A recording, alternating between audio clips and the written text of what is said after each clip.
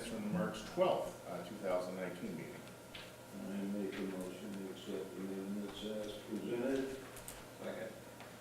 Been moved and seconded. Any further discussion? All in favor signify by saying aye. Aye. Opposed, saying nay. Motion carried. And next, claims. It really does not look like too exciting a list here, Nick. I mean, it's really kind of a letdown, but what do you have to tell us? I am looking, I don't think there's anything too exciting, like you said, Jay. We got our semi-annual carpet cleaning done. That's about the extent of the excitement this past month, so pretty quiet month. Everybody else seems Any kind of specific typical question? monthly Yeah. things, so.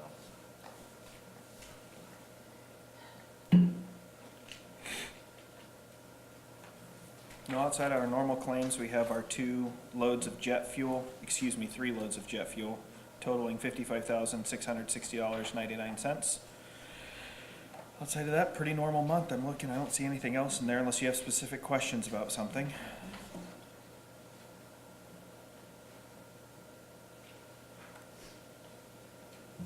Well, any questions or any motions to entertain? I move with it, we accept the claims as presented.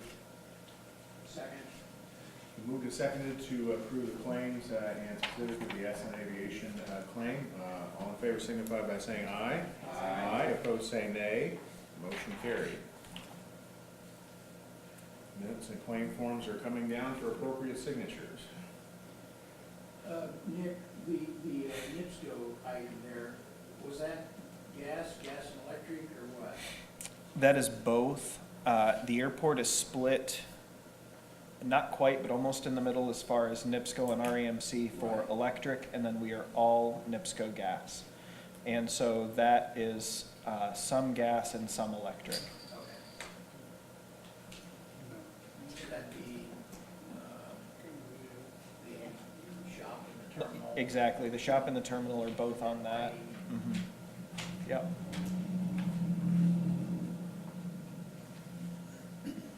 Okay, next, Ken, engineers report this evening.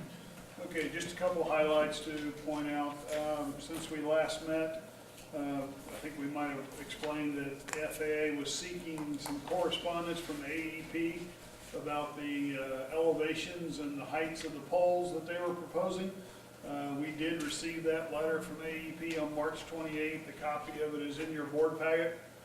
It is two-sided if you need to see it, but basically it lays out their final conceptual design to show the elevations and everything of what they're proposing to replace those tall structures with.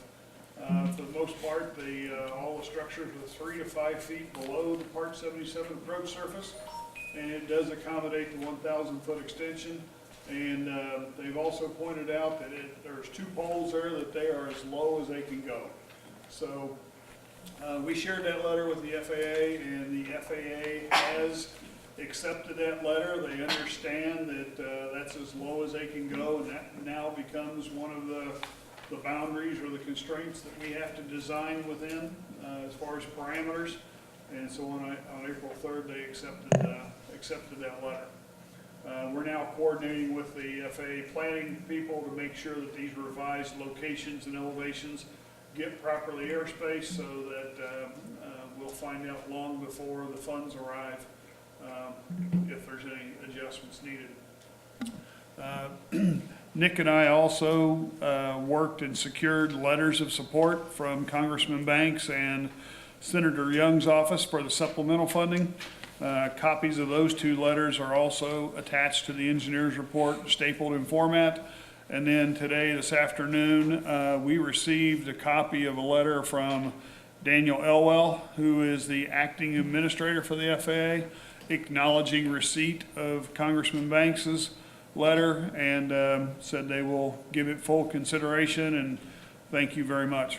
And Mayor Tomer has also reached out to Senator Braun's office to get that same kind of letter of support, correct? Good, yes. Yep.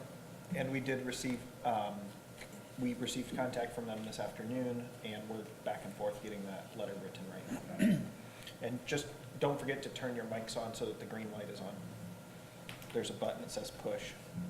right on the very front. Is that better? That's the first time anybody ever told me that. Yeah, Yep. me too. Sorry. John, yours isn't on. I just There you thought go. they were always on. Yeah, you see, in the courtroom, ours work different. They're always on, you have to hit the button for it to turn off, so. My mistake. Good idea. The only other thing to point out on the airport layout plan, we're continuing to make progress on the ALP. The FAA still hadn't provided us any comments on the intersection that we were so vitally trying to secure, but we've had a lot of conversations today. Nick and I, we went out and looked at some things. One of the things the FAA has asked is, can we shift both ends of the runway an additional 500 feet? And so we have come up with a scenario where we could do that, and that would get rid of all the displaced thresholds and give you 7,500 feet in both directions, which is a good thing. The only downside is that there might be some additional land to acquire and some other minor expenses. But from a planning standpoint, we think if we get that added to the ALP on this final submittal that's going in next Wednesday, that might make them happy to the point where we can get that airspace and finalized on an airport layout plan. And the possibility that additional land would be to the To the east. correct? Yeah, we own the Toward the majority. plants. Yeah, Yeah, toward we the- own, toward the we, power plants. yeah, we own the majority of it except for two little small areas up next to 175. This would just be a finishing, filling those gaps so that you have ownership and control of your runway protection zone. Okay, and that's just, that, they're just looking for a design that shows what that would look like. That's purely planning purposes right now. The RPZ would not even go out that far until you built the full 1,500 feet and you got a precision approach with a Mauser approach lighting system and everything. Yeah, and keep in mind, I know that the board knows this, but, you know, a lot of times they ask us for plans to show things, even though they're not really our plans to do those things. So none of that, the fact that we may have to show this on a layout plan is not anybody having made a commitment, oh yeah, that's what we're gonna do in anywhere near the immediate future. Yeah, yeah, it's just purely for airspace protection and making sure they can accommodate that if and when it's needed. So other than that, progress keeps going forward, still keeping our fingers crossed on the funding. Hopefully we'll hear something on supplemental funding before the end of the month. We did reach out to the state today too to find out, in the backup plan, the supplemental funding is the discretionary funding through the FAA. Their FAA keeps what they call a list, they call it the DCL or the discretionary candidate list. NDOT hasn't confirmed it yet, but the engineer that I talked to this afternoon said he believes that without a doubt you are on the discretionary candidate list, which is good because we haven't been on it in years past. So we're optimistic. Preferably we get the supplemental funding, but the discretionary funding is 95%, which is almost as good. Hey, Gene, can you tell us when the last time we got discretionary funding was? It's been a year or two. 1980 is what I told. 80? Yeah. That's when I got on. And That's you- why I asked you. I thought maybe you'd remember that. What did you say to those people? Now we know why. Yeah, I got on there and they took us off. that's right. Yeah, we haven't made a list yet. Yeah. In addition to that, you only got $27,000, so it wasn't even big money. It was probably just enough to finish a grant. Probably. So absent any questions, that concludes my report.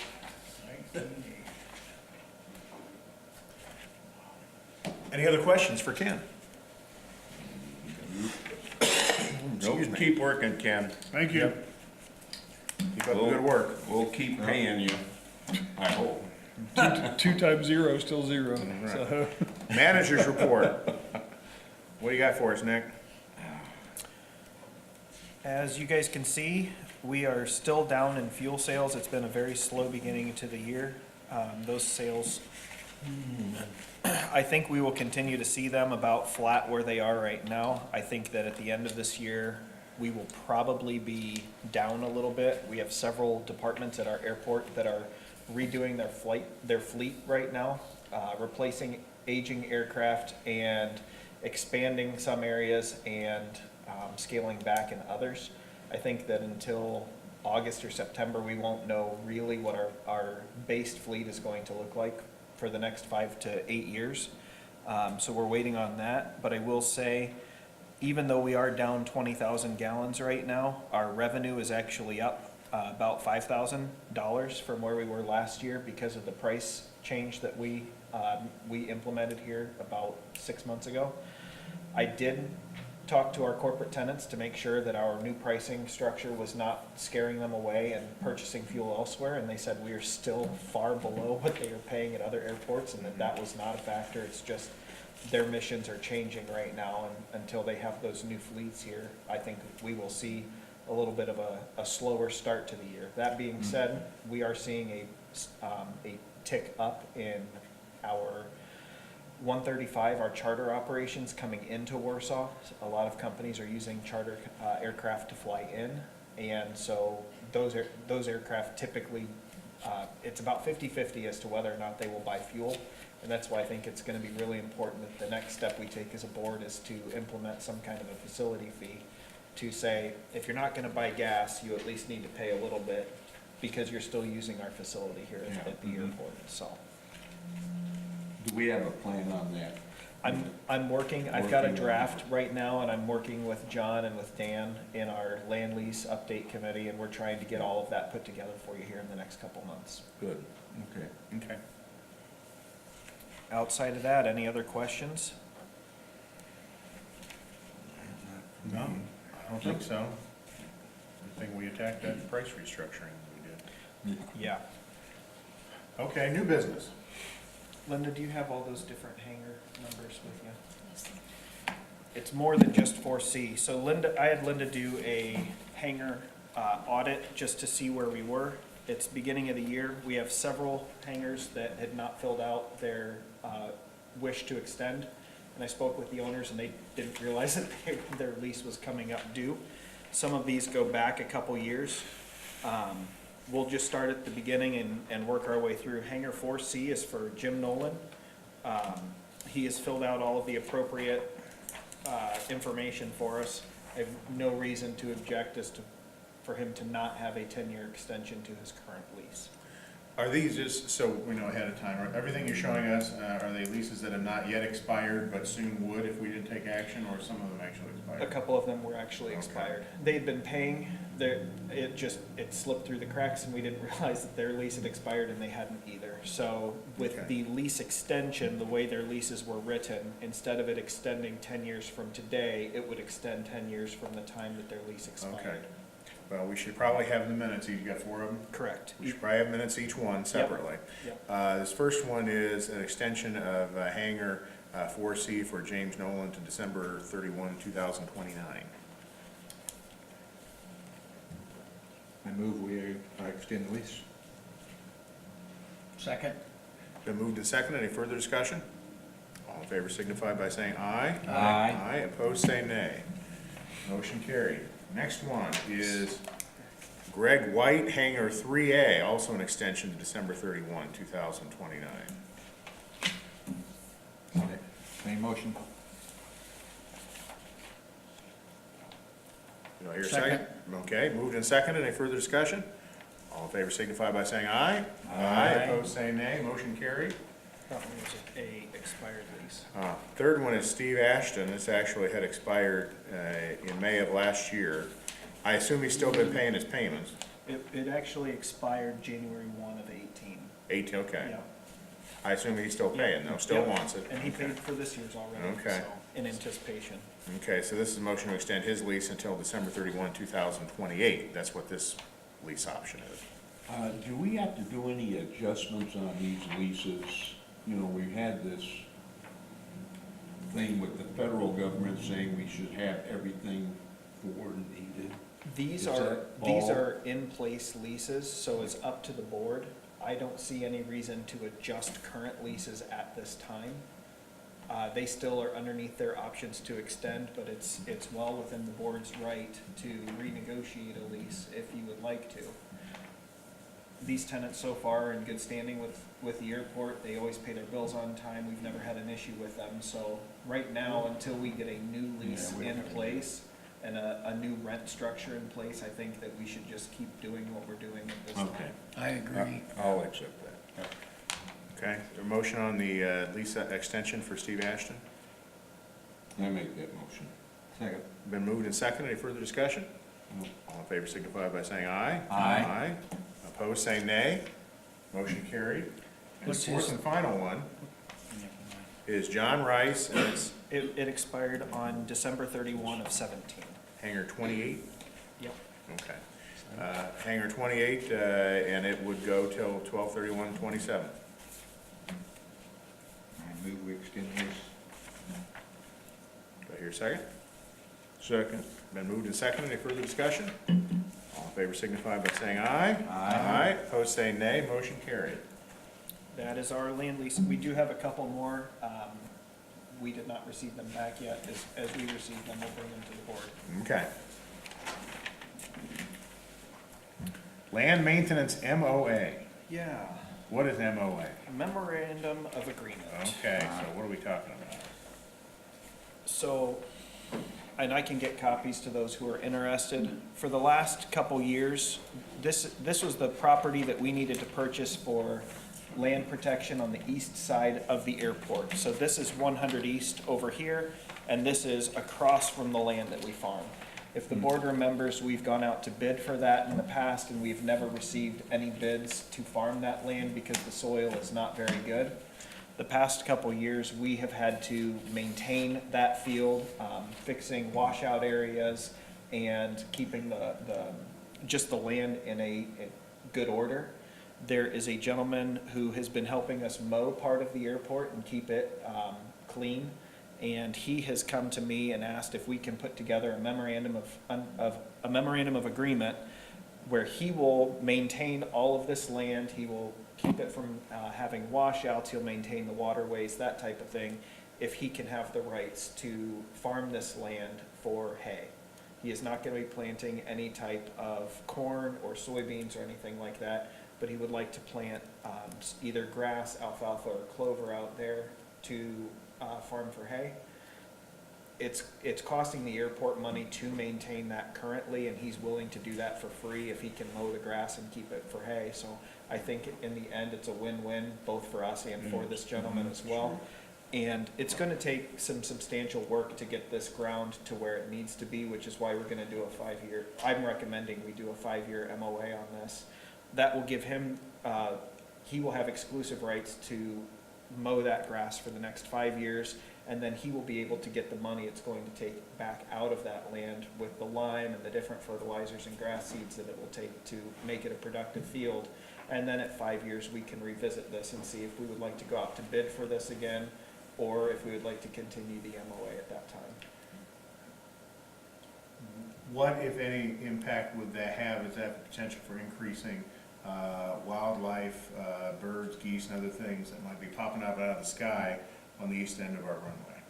Most of those plants are already out there, and instead of letting it just be wild, he would be mowing it and then removing all of that hay product. So it's actually going to reduce the amount of wildlife that is out there because he will be disturbing it 2 to 3 times a year and cutting it for hay. Haven't we been mowing it? We have not mowed that, not to the level that he is doing it. We hit it with a bush hog once, maybe twice a year, but we have not been doing it nearly what he will be doing it, So we've let it grow as high as he's gonna let it grow. if not more than, Okay. yeah. Okay. And so his agreement will be very similar to what we currently have as far as our cash farm rent agreement. He cannot store pieces of equipment out there, except if he's mowing one day and raking the next day, he can keep it overnight, but for, weeks at a time, he can't do that. There are certain crops he cannot plant out there, so there are definite limitations. He also has to maintain insurance, commercial liability insurance for himself. So they're just like our cash farm lease, he has to follow those same requirements, so. Questions? Sounds good to me. We need a motion. Motion, that motion to authorize Nick to enter into an agreement with, who is it? His name is Corey, and Corey Romine, and he is, his wife actually works for the Zimmer Flight Department, which is how we originally met him, so. And that's who the lease would, or the memorandum of agreement would be with, was with Corey Romine. I make that motion. We accept that. Excuse me. Been moved and seconded to enter into a memorandum of agreement for maintenance of certain real estate to the east of the airport with Corey Romine. All in favor signify by saying aye. Aye. Aye, opposed say nay. Motion carried. Thank you. Next on the list, this was our month of auditing. DBT Support Maintenance Services. They are the company that provide our maintenance for the instrument landing system and our automated weather observating service at the airport. That contract was up in August of 2018, and they never sent us a new contract to bring to the board. And I realized that and reached out to them. They had continued providing the same services, we just weren't under a contract at that point. They would like to re-up the contract for 2 years. The pricing has stayed flat for the last 3 years. 3 years ago, we saw about $1,000 increase. It's $18,478 a year, and that includes monthly checks on the instrument landing system, quarterly checks on our automated weather observation system, and then that also includes our annual flight test for all of our instrument approaches at Warsaw with the FAA. So this rate they're proposing is the same one we've been paying. There's not an increase. Correct, they just Okay. want to lock in the contract for 2 years. And they're great to work with, so. That was gonna be my question. What am I signing? Oh, this is that. That's the Corey Romine memorandum of agreement. He didn't send all the pages down. Yeah, I was wondering, Do you want to see all those? No, No, you weren't missing anything. You didn't have them, but Do you want to see them? Yeah. John? there you go. Don't lose any of it. So we just need a motion to approve that. I'll make that motion on DBT. I'll second it. Been moved and seconded to approve the extension of our contract agreement with DBT Transportation Services. Any further discussion? All in favor signify by saying aye. Aye. Opposed say nay. Motion carried. You need to sign there. And finally, we get to talk about a Toro lawnmower. Yeah, two Oh, of them. two. Yeah. Two. Okay, well, go ahead. As the board, I'm sure, can remember, 2 years ago, we replaced our 2 aging mowers. One of them was 16 years old, the other one was 9 years old. And we replaced them with 2 Toro Z-Master 6000 series. And at that time, I had talked with Moore's Farm Equipment, who sold us the equipment, to see if we could, what it would take to update our equipment more frequently and to potentially keep our costs as low as possible and our downtime as low as possible. Their recommendation was that we update our lawnmowers every 2 years or 400 hours. That is where we can get the most resale value in trade-in for those lawnmowers. I've got here, they just sent me an estimate of if the board would decide to do that either this month or next month, and we don't need to make a decision this month if we don't want to, they are willing to give us $7,500 per lawnmower in trade-in. The original purchase price of those lawnmowers was $10,500. So we will have put 400 hours on those mowers for roughly $3,000. That's $7.50 an hour for those of you doing the math. Yep. And so I sat down and I did a little bit of that same math, when you count all of our, the oil changes, belt changes, filter changes, that type of thing, these mowers cost us right around $10 per hour, right, if we were to trade them in every 2 years. If we were to keep them all the way out to 10 years, barring there is absolutely no breakdowns, we don't have to replace transmissions and I'm not talking about transmission fluid changes or any of that, just your routine standard maintenance, it would bring it down to about $8.50, $8.70 an hour.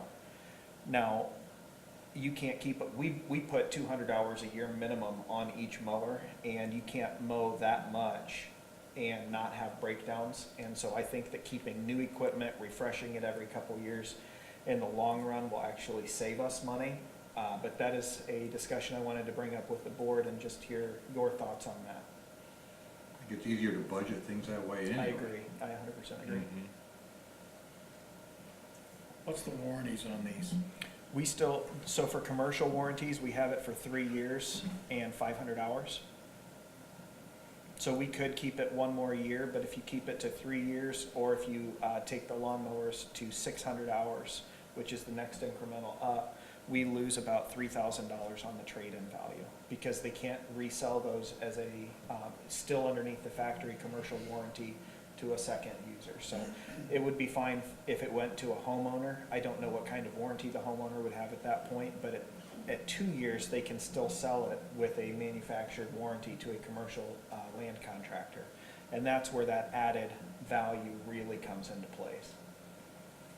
So ultimately, I think for the airport, it would be best if I could figure out a way math-wise to make it so we just do one lawnmower per year and we just flip-flop one new mower every other year. That way the actual, this year, the cost 2 years later per mower went up right around $1,000. We get our mowers through NJPA pricing, that's the National Joint Powers Associates pricing, 22,998, 11,499. So it's basically $1,000 more expensive than we paid 2 years ago per mower. I don't think that's a terrible deal at all. And then if we can figure $7,500 per mower, ultimately, if we can get it to that every other, we would be doing right around $4,000 a year, or $4,000 a year to upgrade a new mower for 2 years. So, just looking at the board and seeing what you guys would like to do with that. I think it's a good idea. Yeah, I think your plan makes sense. Okay. What do you think? Yep, I would go with that. I'm thinking so also. Okay. So what I can plan to do then is, would you guys like me to bring a proposal to replace both mowers next month, or would you like to make a motion on, because this is an estimate, we could use these numbers if the board elected to, or I can get an official, Why don't you get us something in writing? If you don't have to do it this month, let's not do it. Get us something in writing so we look at that and say, okay, well, this is definitely what we're gonna do. And if that means you've got a, 3-paragraph memo saying, here's the plan, here's the numbers for this year, that way we can approve, not just doing your purchase this year, but we can approve the memo, and that gives you long-term support in the minutes for what you'll be doing. perfect. We'll make it so. And outside of that, I think, oh yes. There's even more new business? Yes. A few months ago, sorry, this one didn't make it in. A couple months ago, we discussed James Oosley behind in his land lease. At the end of April, he was $94.66 overdue. Sorry? In hangar rent, yes. And at the beginning of April here, just a week ago, he is now $248.72 overdue. We've been going back and forth. We've sent letters saying you need to pay up. And he will come in and make a large payment and will cover so many months, and then there's a small portion of a payment left. And I don't know how, we can definitely send another letter saying you need to bring this balance back into the black, or the board can choose to move forward with eviction. It's just been kind of going back and forth for the last 6 months, where he'll get really far behind, he'll come in and pay not only what he owes, but then pay ahead, and then he'll get behind again, and we just, instead of letting it get 2 or 3 months behind, sending more and more and more letters, I just thought the first month I'd bring it right to the board and see how you would like me to go forward with What's this. normal Does he ever give procedure? you a reason? We send the same, it's $150 a month for the T-hanger, one of the city-owned T-hangers. We send the same statement to him that we send to the other 7 T-hanger owners. He's the only one that we have an issue with at this point. And it's paid by the month? It is paid by the month, yes. Does he have a plane in there? Not to my knowledge. So what does he use it for? it's empty right now. That's why he keeps it, or tries to keep it. I wish I had an answer for you, Dan, I really do. Does he come, dumb questions, can we pay in cash? How does he pay it? Okay. I mean, You got a wait list? yeah, I mean, We don't have a wait list at this time. you know, I don't wanna see a lot of activity over $248, you know, I don't, but I want I the agree. $248.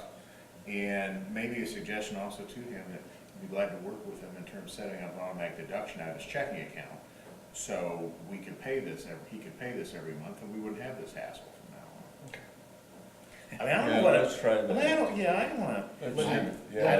I don't know this gentleman at all, but I mean, What's his name? what you suggested, I Jameson's name? absolutely personally refuse to do for the bank's utilities or anything. I will not allow automatic deductions out of my accounts. And I tell you, I don't do a lot of them either, and I understand that, but also, I'm not having the problem of coming in here and Yeah. making partial payments and a big check. I'm trying to, if it's an ease of use problem, I wanna try to help him solve his ease of use problem. Yeah. If it's something else, It almost sounds like he forgets about it. Would the board be okay if we did well, I guess I should ask Linda, can he pay ahead Has no for a idea year where he's at.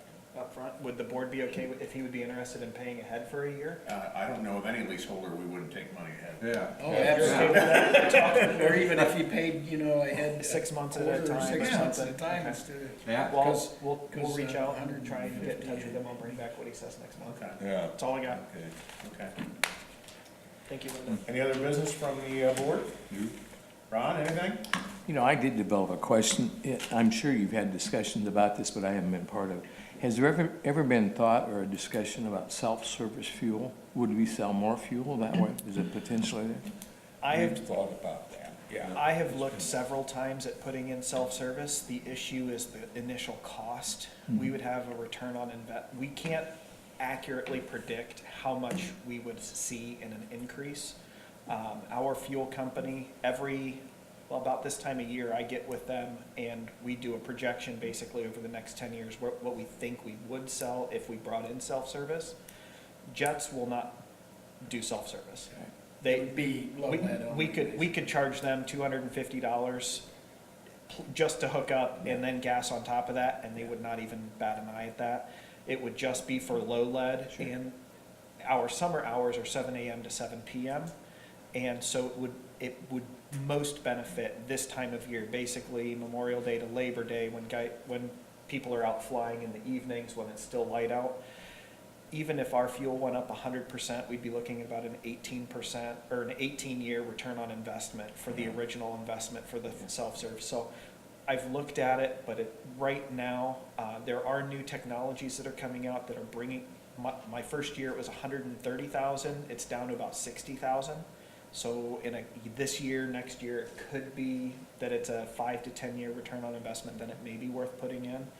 But previously, it's just been cost And prohibitive. it does have some impact on liability insurance, would- correct? we I mean, we can't quantify Yeah. that because we never made the comparison, but it's a little bit riskier. Liability insurance goes up, we would have to install a security system with cameras Sure, and lighting, sure. so if there is a fuel spill, the airport isn't sued by the EPA. So it's an easy thing to put together, but there is, Juggling, it yeah. is a little bit of a juggling. yeah. Okay, thanks. Because that was just something that popped in my mind. That was, 60 grand. That's really Just low. just a hose cabinet alone is 50 to 60 grand. You have to have a credit card reader, you have to have emergency stop switches, lighting, Yeah, fire extinguishers, spill cabinets. It'll cost 150 to 200,000 to be fully.